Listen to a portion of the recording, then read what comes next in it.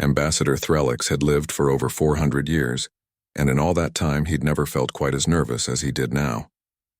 He sat across from Commander Jake Morrison in the small diplomatic chamber, trying to read the human's expression. It was difficult.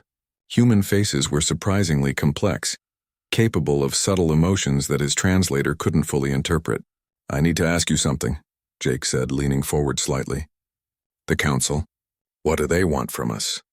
Threlix clicked his mandibles thoughtfully. "They want to understand what humanity has become. They want to know if you're dangerous." "Are we dangerous?" Lisa Grant asked from beside Jake. Her voice carried a hint of challenge. "Every species is dangerous under the right circumstances," Threlix replied carefully. "The question is whether you're hostile." Amy Sullivan, the xenobiologist, spoke up with excitement in her voice. "We're not hostile. We came out here looking for friends. We've been alone for so long, wondering if there was anyone else out there. We want to learn. We want to share knowledge. We want to be part of something bigger." Threlix felt genuine warmth at her words. Perhaps these humans weren't so different from other species after all, but he'd been in diplomacy long enough to know that first impressions could be deceiving. "The Council has agreed to meet with you," he said. "They want to see what humanity can offer to galactic civilization. But I must warn you, there are many who are afraid." "Afraid of us?" Jake asked. "We have one ship. One small experimental vessel. Your people have hundreds of worlds and thousands of ships. What's there to be afraid of?" Threlix's translator made an uncertain sound. How could he explain? How could he make them understand that sometimes the smallest threat seemed the largest when it was unknown? "Your ancestors defeated an invasion force with primitive weapons," he said slowly. "That terrifies many council members. They wonder what you could do now with advanced technology." Jake was quiet for a moment. Then he smiled slightly. "Ambassador, those weren't our ancestors. That was us, humanity. We're the same species now that we were then. Maybe a bit taller on average, better educated, but fundamentally the same. If someone invades our home, we defend it. That hasn't changed. But you must understand," Threlix pressed, "most species surrender when faced with superior force. They negotiate. They seek terms. Your kind fought to the last person in some of those medieval battles." "Of course we did," Lisa said, as if it was obvious. "What else would we do? Let someone take our home? Let them hurt our families?" She shook her head. "Never going to happen." Threlix realized then that he was dealing with a fundamental difference in psychology. Humans didn't think of surrender as a rational option. They thought of it as unacceptable failure. Over the next 3 days, Threlix spent hours talking with the human crew. He learned about Earth's history, about the countless wars and conflicts that had shaped their civilization. He was horrified by how much violence filled their past, but he was also impressed by how they'd eventually learned to work together, forming a unified world government only after achieving spaceflight. "We had to unite," Jake explained. "When we detected the quarantine boundary, we knew something was out there. We knew we might not be alone. Our nations put aside their differences because we all faced the same unknown future." "You united because of a threat?" Threlix asked. "We united because of a possibility," Jake corrected. "The possibility that we'd need to stand together." The time came for Jake and his crew to travel to Zenthar Prime for the formal meeting with the full Galactic Council. Threlix arranged for a council transport ship to carry them, as the Pathfinder was too slow to make the journey in reasonable time. Ryan Parker stayed aboard the Pathfinder with half the crew, maintaining communication with Earth. The journey to Zenthar Prime would take 3 days, even with the Council's faster ships. During the trip, Lisa spent hours watching the alien vessel's operations, asking questions about everything. The Council crew were patient with her curiosity, though Threlix noticed they seemed surprised by how quickly she understood their technology. "Your engineer has a remarkable mind," one of the Council's technicians told Threlix privately. "She grasped our FTL principles in hours. It took my species decades to understand the mathematics." Threlix filed that information away. Humanity was adaptable. Dangerously so. Zenthar Prime was beautiful from orbit. The planet sparkled with cities that glowed softly in the night, connected by transport networks that resembled glowing veins. 3 moons hung in the sky, each one terraformed and inhabited. "It's incredible," Amy whispered, pressed against the viewing port. Jake stood beside her, his expression unreadable. "It's what we could become," he said quietly. if they give us the chance. The landing brought them to the Council's main complex, a massive structure that rose like a mountain from the planet's surface. Thousands of different species moved through its corridors, conducting the business of galactic civilization. The humans drew stares wherever they walked. Some aliens seemed curious, others appeared frightened. A few looked hostile. Ignore them, Threlix advised. They'll get used to seeing humans soon enough. The council chamber was even more impressive than the exterior. The circular room could seat 500 delegates, with holographic displays and translator systems that handled over 3,000 languages simultaneously. The humans were given seats in a special visitors section, positioned so everyone could see them clearly. Council Speaker Zenmaya called the session to order. She was a tall, elegant being with crystalline skin that reflected light in rainbow patterns. Her voice was melodious and carried natural authority. "We gathered today to address the emergence of humanity from the Sol quarantine," she announced. "Commander Jake Morrison will speak on behalf of his species." Jake stood looking small and vulnerable in the massive chamber, but his voice was steady when he spoke. "Members of the Galactic Council, we come in peace. We seek knowledge, friendship, and a place among the stars. We understand that our history with the Council began badly, but that was 3,000 years ago. We believe in judging people by their current actions, not ancient history." He paused, looking around the chamber. "We have much to offer. We're innovative, determined, and we learn quickly. We're also honest. Some of you are afraid of us. We understand why. But fear shouldn't drive policy. Understanding should."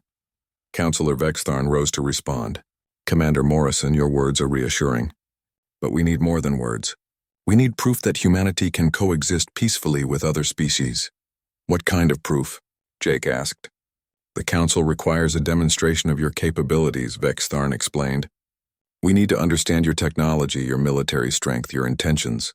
Only then can we make an informed decision about humanity's place in galactic civilization." Jake glanced at his crew, then nodded. "We'll agree to a demonstration, but I have a condition." The chamber buzzed with conversation. No one made conditions to the Council. "Speak," Zenmaya said. "If we pass your tests, if we demonstrate that we're capable and peaceful, then humanity must be granted full membership in the Council. Not provisional status, not observer status. Full membership with all rights and responsibilities." The chamber erupted in debate. Some species supported the condition, others protested loudly. It took Zenmaya several minutes to restore order. "Your condition is bold," she said finally, "but acceptable. If you pass our evaluation, humanity will be granted full membership." "And if we fail?" Lisa asked. Zenmaya's crystalline features revealed nothing. "Then the quarantine will be reinforced and humanity will remain in Sol system for another 1,000 years." The stakes were clear. Pass the tests or face another millennium of isolation. That night, housed in quarters provided by the Council, the human delegation met privately.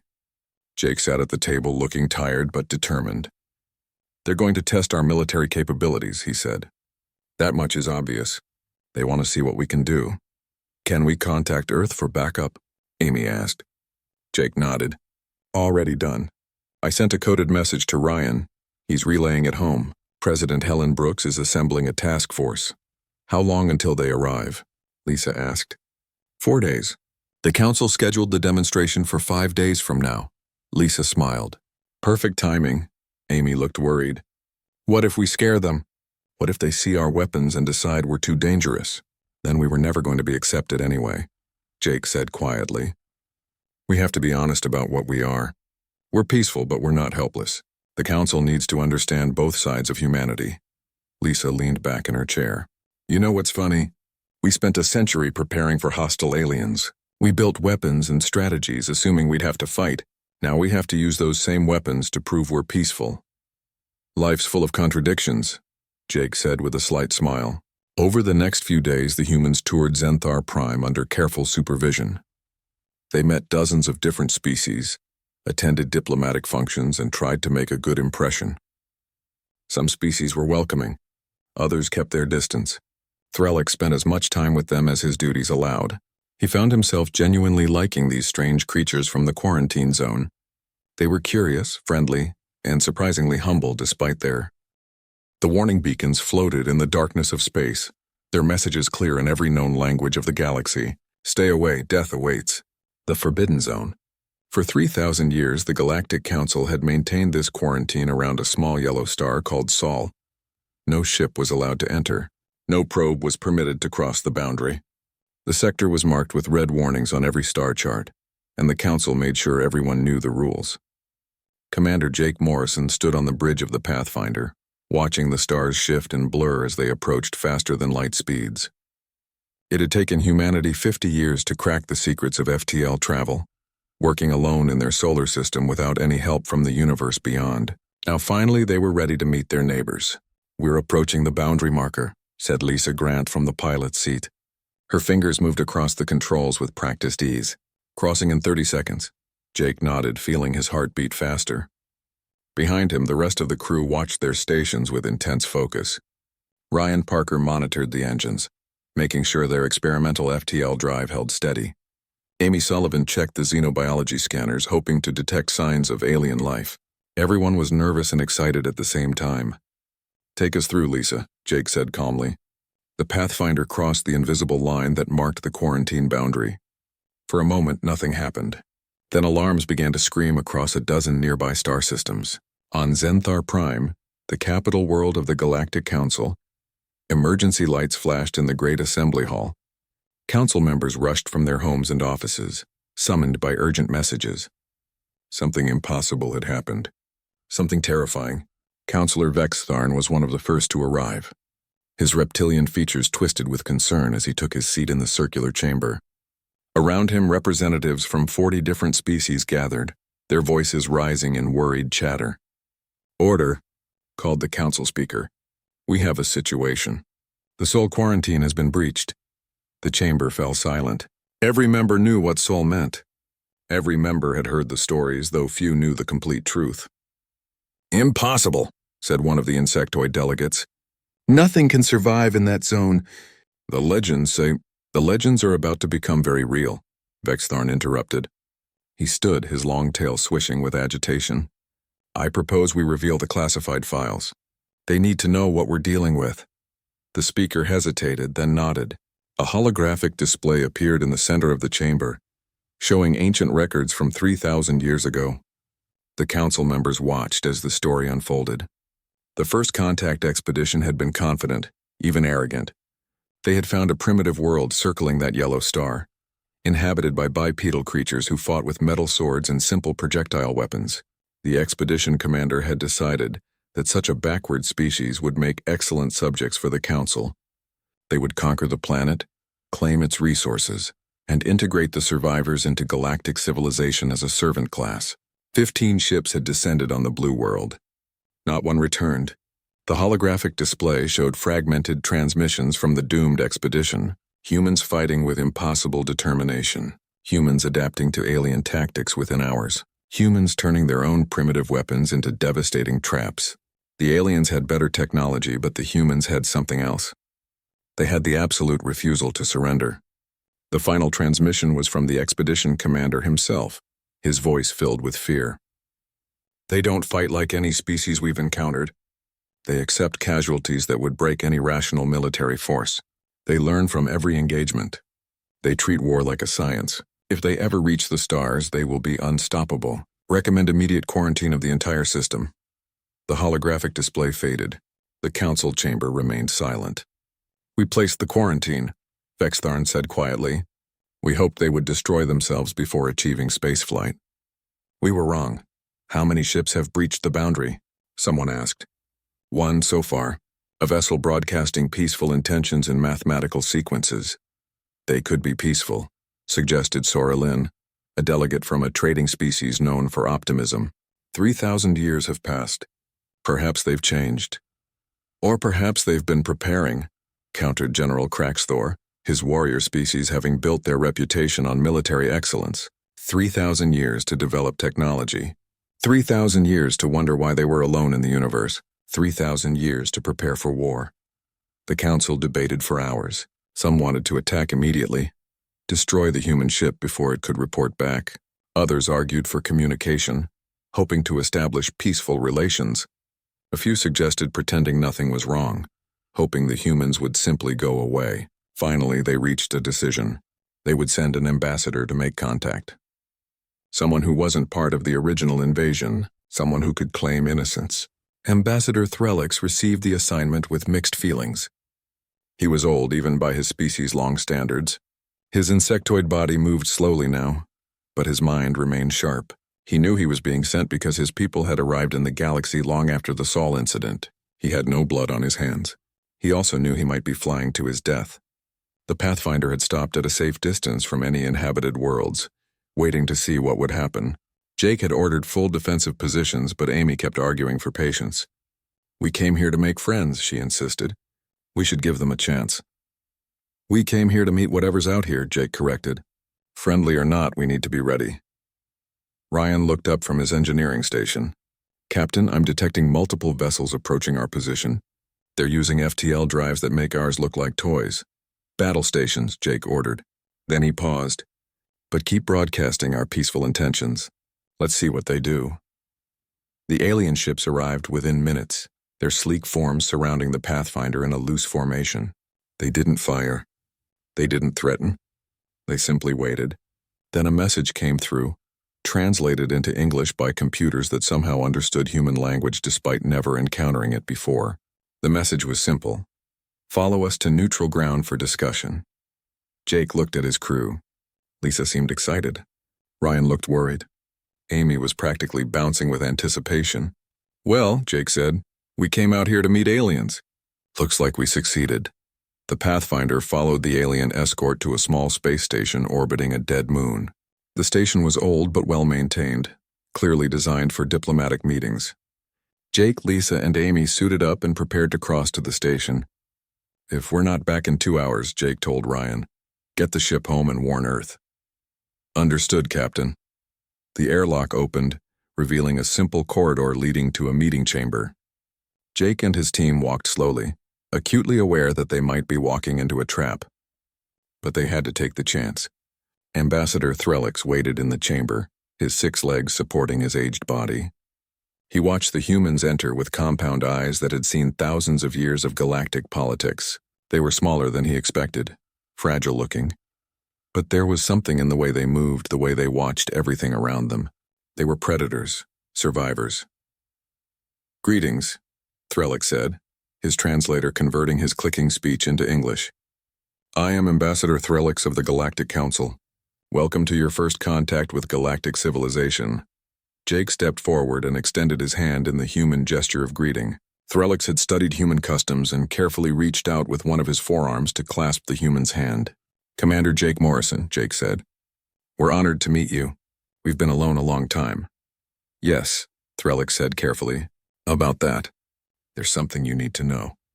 Something about why you've been alone." He explained everything. The invasion 3,000 years ago. The complete destruction of the expedition. The quarantine.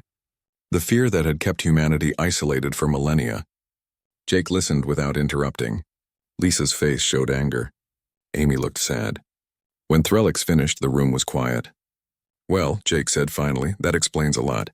We always wondered why we never detected any signals from space. We thought maybe we were alone in the universe." Threlix was surprised by the calm response. "You're not angry?" 3,000 years is ancient history," Jake said. "People change. Civilizations change. What matters is what happens now." Threlix felt relief wash through him. Perhaps this would work after all. Then Jake's expression hardened slightly. "But Ambassador, I need to be clear about something. The Council debated attacking us before we could contact you, didn't they?" Threlix's translator clicked uncertainly. "There was some discussion of preventive action, yes." "Then you need to understand something," Jake said quietly. "We've spent the last century preparing for this moment. We didn't know if we'd meet friends or enemies when we reached the stars. So we prepared for enemies. If anyone tries to harm Earth, they'll discover that we've gotten much better at war in the last 3,000 years." The threat was delivered calmly, almost politely, but Threlix understood. The humans had been alone, isolated, wondering if hostile aliens were out there, and they'd been preparing. The galaxy had created its own nightmare by leaving humanity in. The testing grounds floated in the empty space between 2 dead systems, far from any inhabited worlds. The asteroid field had been used for military exercises for centuries, its rocks and debris providing perfect obstacles for tactical training. Today, the Council's military observers gathered aboard monitoring stations ready to evaluate humanity's capabilities. Captain Ben Carter stood on the bridge of the Earth defense ship Valiant, watching the asteroid field through his view screen. His ship was nothing special to look at, just a simple military vessel built in Earth's orbital shipyards. But appearances could be deceiving. "All stations report ready," said his tactical officer, Karen White. She was young but brilliant, one of Earth's best cyber warfare specialists. "Weapons online," reported Danny Cruz from the weapons station. Ben took a deep breath. "All right, people. We're here to show them what humanity can do. But remember, we're not trying to scare them into rejecting us. We're trying to earn respect." "Understood, Captain," the crew responded in unison. In the observation station, General Craxthor watched the human ship with professional interest. His species had dominated galactic military thinking for over 1,000 years. He'd seen every trick, every tactic, every strategy worth knowing. These humans would show him something basic, he was sure, probably some crude missiles and simple energy weapons. Beside him, Counselor Vextharn shifted nervously. "Do you think they're dangerous?" "All species are dangerous," Craxthor replied. "The question is whether they're competent." Ambassador Threlix watched from another viewing port with Jake Morrison and his crew. "Your Captain Carter has a good reputation?" he asked. "One of the best," Jake confirmed. "He helped design most of our combat doctrine." "Combat doctrine?" Threlix's translator clicked with curiosity. "You have formal military theory?" Lisa Grant smiled. "Ambassador, we have libraries full of military theory. Thousands of years of it. We've been thinking about war since before we invented writing." Threlix felt a chill run through his insectoid body. These humans had been refining the art of war for their entire history. The test began with a simple exercise. The Council wanted to see basic maneuvers. They'd placed several target drones in the asteroid field, programmed to move in predictable patterns. The human ship was supposed to destroy them while avoiding the asteroids. What happened next would be analyzed by Council military schools for decades. The Valiant didn't approach the asteroid slowly or carefully. Instead, it accelerated directly into the field at a speed that made the observers gasp. Just before impact, the ship twisted sideways using a nearby asteroid's gravity to slingshot around it. The maneuver built impossible velocity, and suddenly the Valiant was moving so fast it appeared as a blur on their sensors. "They'll crash," someone said in the observation station. They didn't crash. Ben Carter's pilot, Tony Baker, threaded the ship between asteroids with centimeters to spare, using their gravitational fields like a pinball machine to build more and more speed. Each gravitational assist added velocity, and the Valiant became faster with every turn. The target drones didn't stand a chance. As the Valiant passed each one, it released small kinetic projectiles, simple chunks of metal traveling at relativistic speeds. The projectiles hit the drones and vaporized them instantly. "Impressive flying," Craxthor admitted grudgingly. "But those were stationary targets." "Phase 2 beginning," announced the test coordinator. The second phase introduced moving targets with basic defensive systems. These drones could dodge and had simple shields. The Council expected the human ship to slow down and engage more carefully. Instead, the Valiant released a swarm of smaller craft. At first, the observers thought they were missiles. Then they realized these were autonomous drones, dozens of them spreading through the asteroid field like a school of fish. "How are they coordinating?" Vextharn asked, checking his sensors. "I detect no communication signals between them." "They're not using radio," Karen White explained from the Valiant's bridge. "They're using quantum-entangled processors. No signals to intercept or jam." The drones moved like they shared one mind, but they weren't communicating in any way the Council could detect. They surrounded the target drones, cutting off escape routes, forcing them into kill zones. The Valiant followed, using its main weapons to destroy the trapped targets. "That coordination shouldn't be possible without faster-than-light communication," Craxthor muttered. "How did they solve that problem?" "They didn't solve it," Jake said quietly. "They went around it. Human solution to impossible problems changed the rules." The third phase was designed to be genuinely difficult. The Council introduced automated defensive platforms hidden in the asteroids, programmed to fire on the human ship.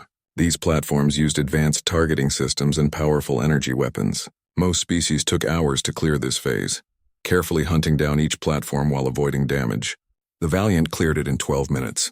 The human ship identified the platform's locations by watching how the asteroid's natural rotation was affected by the hidden mass. Then it used the asteroids themselves as weapons, nudging them with careful impacts so they tumbled into the platforms. The platform's own weapons fire revealed their positions when they tried to destroy the incoming asteroids. "They're using the environment as a weapon," Kraxthor observed, his warrior's mind appreciating the elegance of the tactic. "They're turning our own test against us," Vextharn said nervously. The fourth phase was supposed to be the hardest. The Council activated a mock command station, heavily defended by automated systems. The challenge was to breach the station's defenses and access its computer core without destroying the station itself. It was a test of precision and restraint. Karen White smiled when she saw the challenge parameters. This was her specialty. "Captain, requesting permission to demonstrate our cyber warfare capabilities," she said. "Make it interesting," Ben replied. Karen's fingers danced across her console. Within seconds, she'd accessed the station's external sensors and was analyzing their data protocols. Within 2 minutes, she'd identified 3 vulnerabilities in the station's security systems. Within 5 minutes, she'd created a custom virus that exploited all 3 vulnerabilities simultaneously. In the observation station, alarms began screaming. The test station's systems were being infiltrated at a speed that shouldn't be possible. "Shut it down!" Vextharn shouted. "They're hacking into our real systems." "Negative," Kraxthor said, checking his own displays. "They're only accessing the test station. But they've gained complete control. All defensive systems are offline. They could destroy it or capture it at will." On the Valiant's bridge, Karen spoke into the communication channel. "Test station secure. All systems under our control. Would you like me to send you a detailed report of your security vulnerabilities? We found 17, ranging from minor to catastrophic." The observation station fell silent. The humans had just demonstrated that they could seize control of Council military installations remotely. "How did they do that so quickly?" someone asked. "They've been preparing for this," Threlix realized aloud. "They've been preparing to fight more advanced species for generations. They assumed any aliens they met would have better technology, so they developed ways to defeat better technology." Jake Morrison nodded. "Every human child grows up hearing stories about David versus Goliath, about underdogs beating superior forces. It's in our culture. We don't think about fighting equals. We think about fighting enemies who are bigger, stronger, and more advanced than us.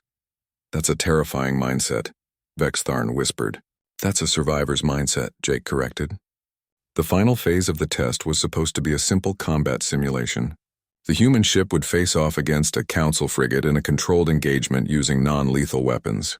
Captain Ben Carter studied the Council frigate on his view screen. It was larger than the Valiant, with heavier shields and more powerful weapons. In a straight fight, his ship would lose. "Tony, I want you to do something crazy," Ben said to his pilot. "How crazy, Captain?" "Make them think we're going to ram them." "Then don't," Tony grinned. "I can work with that." The engagement began with both ships circling each other at a distance. The Council frigate moved with practiced precision, its captain confident in his ship's superiority. Then the Valiant suddenly accelerated directly toward the frigate. "They're going to ram us!" the frigate's captain shouted. His crew fired everything they had at the approaching human ship. The Valiant's shields flared under the assault, flickering dangerously. The frigate's captain prepared for impact. At the last possible second, the Valiant twisted sideways, its engines screaming at maximum power. Instead of ramming, it passed along the frigate's hull at point-blank range, so close the 2 ships' shields were actually touching. That proximity meant the Valiant's weapons could fire directly through the shield overlap. It was a momentary vulnerability lasting less than a second, but Karen had been ready. She fired a focused electromagnetic pulse directly into the frigate's shield generator. The frigate's shields collapsed. Its weapons went offline. For a brief moment, the Council ship was completely vulnerable. Then the Valiant backed off, leaving the frigate disabled but undamaged. Karen White had spent 6 weeks designing this particular piece of malicious code. It was elegant in its simplicity. It didn't try to destroy the AI or take control of its systems. Instead, it introduced a tiny logical paradox into the AI's decision-making process, a loop that forced the AI to reconsider every decision, checking and rechecking its logic until it became paralyzed by doubt. The Zarthak flagship's command systems began to slow down. The AI found itself unable to make decisions with its usual speed. It calculated attack patterns but then questioned those calculations. It issued orders but then countermanded them. Within minutes, the mighty machine intelligence was frozen in indecision. The rest of the Zarthak fleet, dependent on the flagship's commands, began to drift without purpose. Ships that should have been fighting suddenly stopped coordinating. The perfect formation dissolved into chaos. "Now," Ben ordered. "All ships, full assault on the flagship." The 12 human ships and the remaining Council forces struck together. The flagship, its AI paralyzed by internal logical conflicts, couldn't organize a defense. Its shields fell to concentrated fire. Its hull breached. Its reactors went critical. When the flagship exploded, the entire Zarthak fleet went dead in space. Without their central command node, the individual ships had barely enough intelligence to keep life support running. The battle zone was chaos when the human task force arrived. 12 Earth defense ships dropped out of FTL into a nightmare of burning vessels and dying colonies. Captain Ben Carter stood on the bridge of the Valiant, watching the tactical display with the practiced calm of a man who'd trained his entire life for this moment. "Status report," he ordered. Karen White's fingers flew across her console, reading 300-plus Zarthak vessels. Their machine ships, no organic crew, linked by a central AI network. Council forces are down to 40% strength and falling. 3 colony worlds are under siege. What's the Council's tactical approach? Ben asked. Defensive formations trying to shield the colonies while evacuating civilians. Standard protection doctrine. Ben nodded slowly. He'd studied the Council's military theory during the trip to Zenther Prime. It was solid, logical, designed to minimize casualties and protect assets. It would also fail completely against an enemy that didn't care about its own losses. "Open a channel to Admiral Gentar," Ben ordered. The aquatic admiral's face appeared on the view screen, his color shifting rapidly with stress. "Captain Carter, what is your status?" "We're in position and ready to engage." "I need to understand your enemy." "How does the Zarthak AI coordinate its fleet?" "Central command node located in the flagship at the center of their formation," Gentar explained rapidly. "It controls all vessels through quantum-linked networks. Individual ships have minimal autonomy.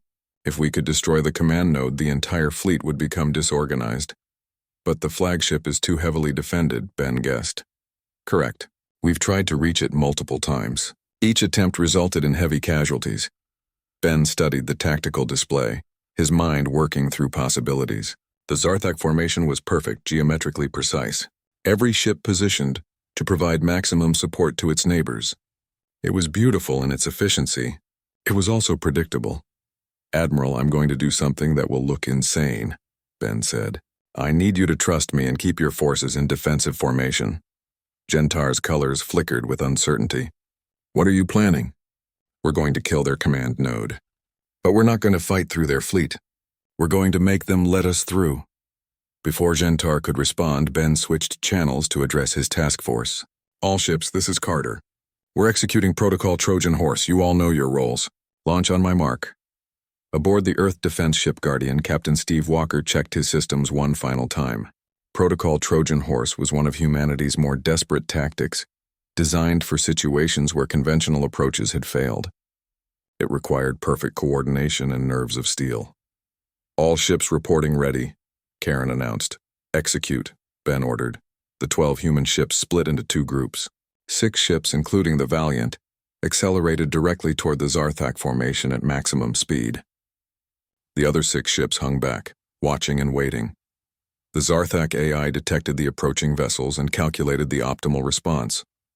Designate 100 ships to intercept and destroy the attackers. Maintain formation integrity with remaining forces.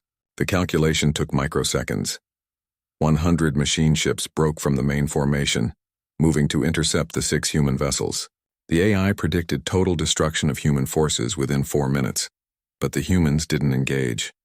Instead, they scattered, each ship racing away from the interceptors in different directions. The Zarthak ships pursued, their superior speed allowing them to gain ground steadily. "They're taking the bait," Karen observed. "Of course they are," Ben replied.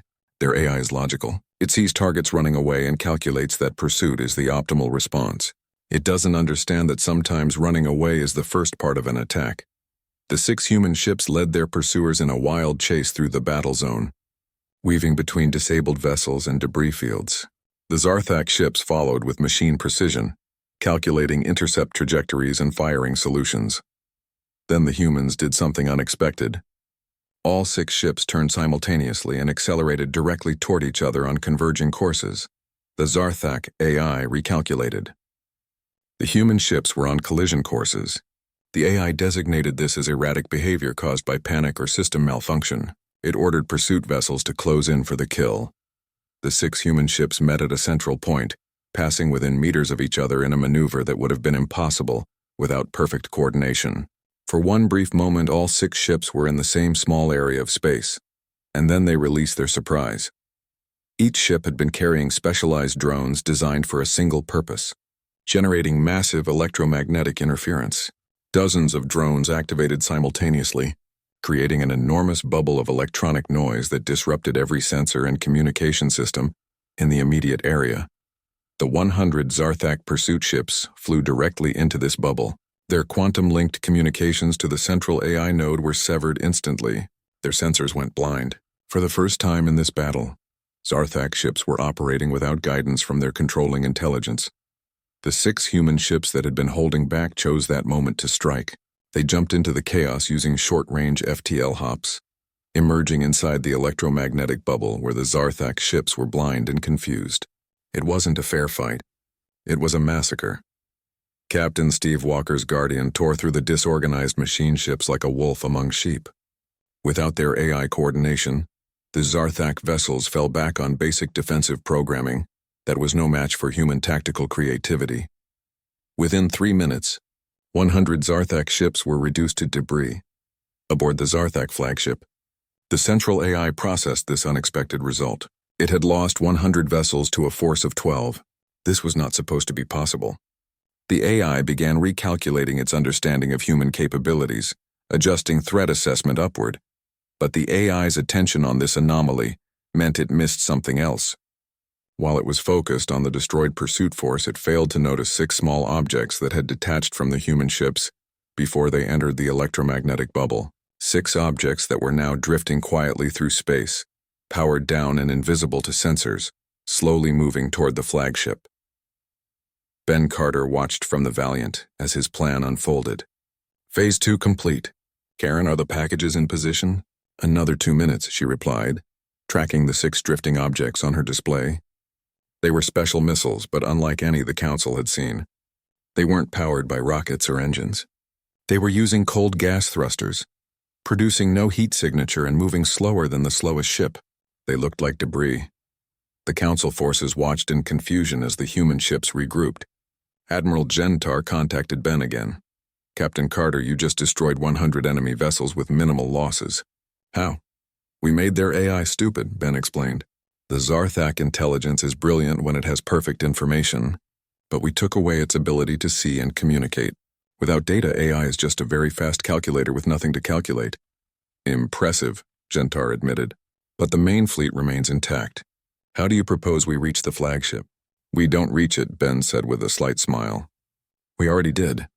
The 6 missiles drifted into position around the Zarthak flagship, still undetected. Each missile carried a special payload developed by human cyber warfare specialists, specifically for fighting machine intelligence. They were virus packages designed to exploit a vulnerability that organic beings would never have. The absolute certainty that their logic was flawless. Execute Phase 3, Ben ordered. The missiles activated simultaneously. They didn't explode with conventional weapons. Instead, they transmitted a carefully crafted data packet directly into the flagship's communication network. The packet appeared to be a standard status update from one of the destroyed pursuit ships. The Zarthak AI accepted it without question, its logic concluding that the transmission must be legitimate because it used correct protocols and encryption. The virus was inside. The council chamber buzzed with urgent conversation as delegates filed into their seats. The vote on humanity's membership application would happen today, and everyone knew it was the most important decision the council had made in centuries. The chamber was packed beyond capacity, with representatives standing in the aisles and observers filling every available space. On Earth, President Helen Brooks sat in the Situation Room deep beneath the Capitol building. Around her, military commanders and diplomatic advisors watched the live feed from Zenthar Prime. The room was silent with tension. "What are the odds?" she asked quietly. Chief Diplomat Laura Martinez checked her tablet, reading reports from their contact on Zenthar Prime. "Too close to call, Madam President. The Council is split 3 ways. About a third want to accept us. About a third want to reject us and reinforce the quarantine. The remaining third are undecided." General Paul Stevens stood by the wall map showing Earth's defensive positions. "The fleet is ready if things go badly. We have 30 ships in position around Sol System. Not enough to stop a full Council assault, but enough to make them reconsider." "We're not starting a war, General," President Brooks said firmly. "If they reject us, we retreat and prepare for a long isolation. But we don't fire first." "Understood, Madam President." In their quarters on Zenthar Prime, Jake Morrison and his crew waited for the summons. They'd spent 2 sleepless days wondering what would happen. Amy paced nervously. Lisa sat quietly, her hands clasped together. Jake tried to appear calm, but his tension showed in the way he kept checking his communication device. "Whatever happens," he said to his crew, "you all represented humanity perfectly.